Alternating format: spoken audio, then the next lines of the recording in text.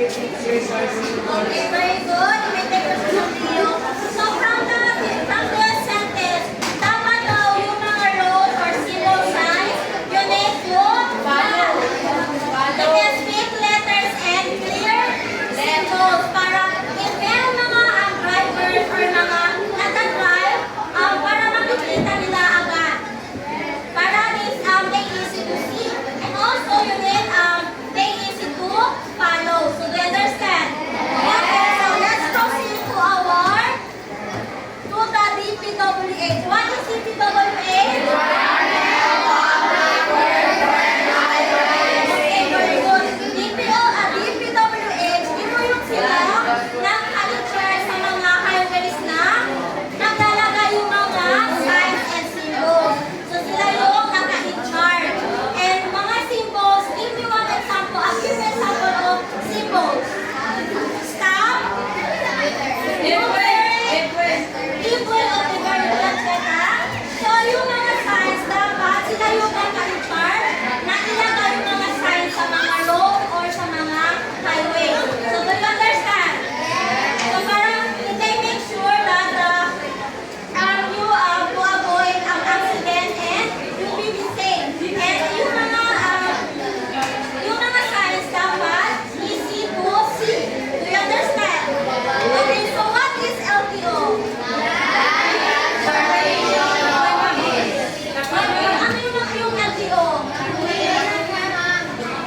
you have any idea what is LTO? Police?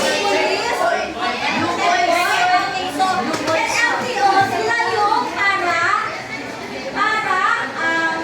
to teach you how to what is the signs mean. And LTO, if you get your driver license, and LTO is yung nag-guide on ustedes to teach you what are those signs mean. So do you understand? Kaya nga meron tayong LTO. Like for example, if meron mga checkpoint, di ba nandun yung mga LTO or law enforcers? Nandun sila.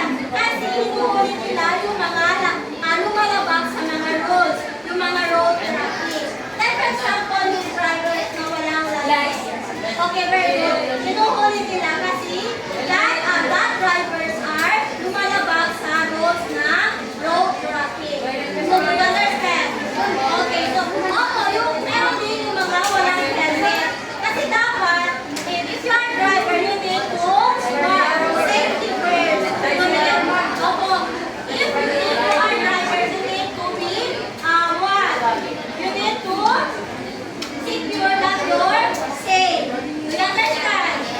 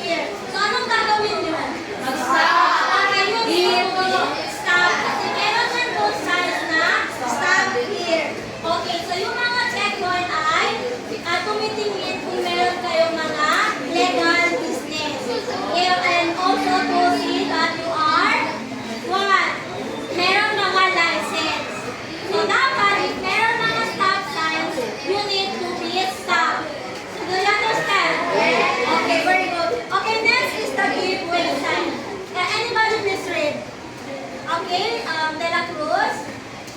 Give way sign. With this sign, driver turn left to the middle. Immediately on the right side, left turn. Okay, very good. So, any of the class, please give me example what is give way sign. Ha? Magbigay ng quick, magbigay ng daan. Magbigay ng daan. Okay, very good. What else?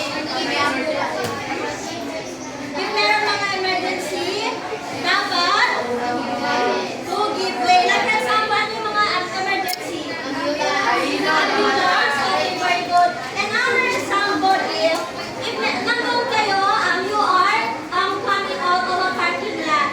And then, and then sa exit, meron doon nakalagay na signs ang give way sign. And then, meron dumadaan ng mga cars.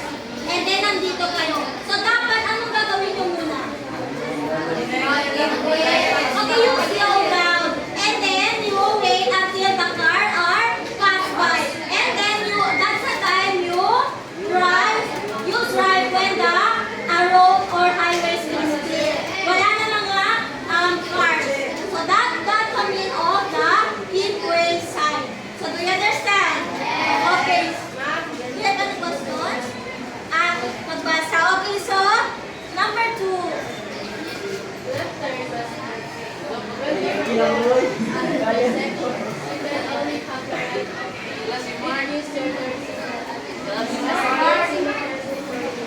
Okay, very good. So left turn must give way. Do you have any idea what is left turn? Give way?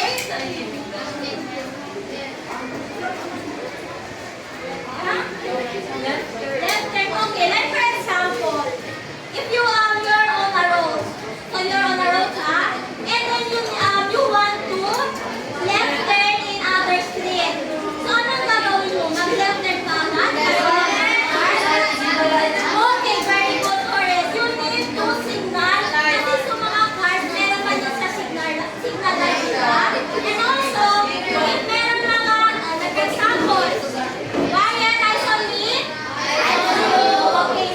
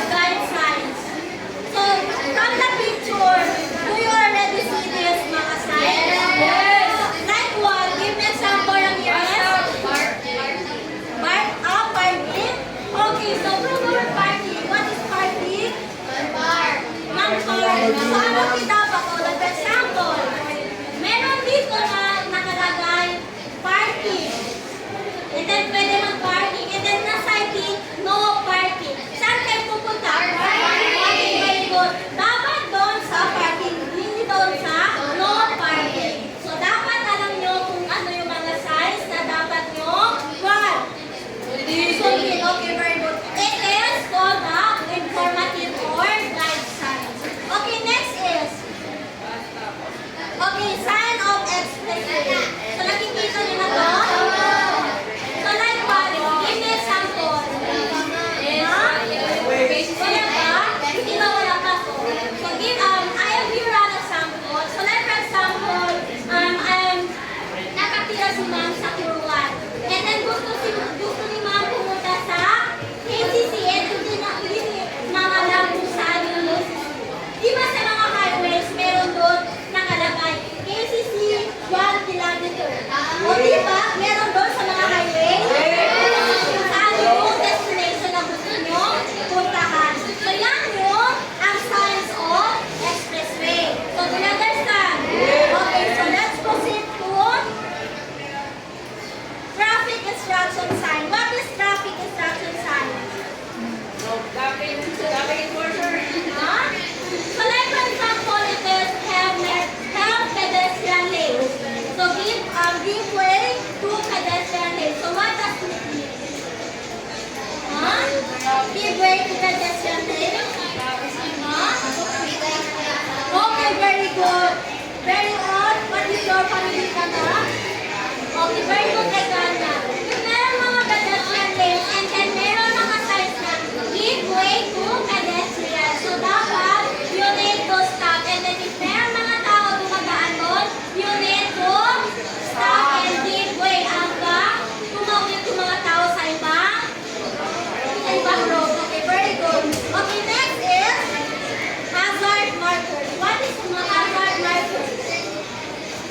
What is hazard markers? Do you already see in the picture? You already see it? Wala? Di ba sa mga, like for example, meron mga highways or road. Di ba sa gilid meron yan sa yung chevron signs? So, yan yan. Meron yan yung chevron signs kasi dapat alam nyo kung saan na kayo dapat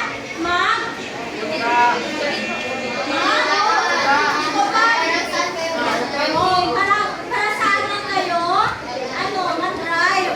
Para alam, like for example, meron yung chevron signs doon. And then, hanggang dito lang yung highways or kalsada.